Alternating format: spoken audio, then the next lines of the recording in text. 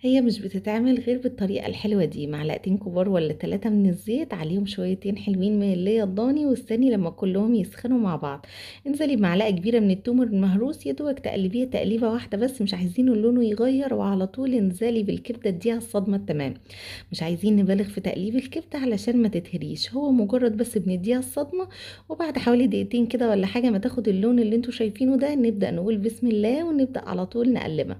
الكبدة مش بتاخد وقت خالص على النار، لو خدت وقت بزيادة هتبدأ تشد معاكِ وما تبقاش تمام. أول ما كلها خدت اللون هننزل على طول بالبهارات، هي دي طريقة عز المنوفي. بينزل بقى بفلفل أسود ومعلقتين من الكزبرة الناشفة صغيرين ومعلقة من الكبدة، ده لو ده مقدار كيلو، ونص معلقة كده اهو من البابريكا، والبابريكا هنا اختياري. بينزل بقى في الآخر خالص بشوية بهارات مشكلة كده اهو خفاف، وشويتين حلوين كده اهو من جوز الطيب. طبعًا أنا حابة إن أنا أعملها بأبسط طريقة، فمش هازوّد ولا جوزة الطيب ولا هازوّد أي حاجة، كفاية الكمون والكزبرة والفلفل الأسود.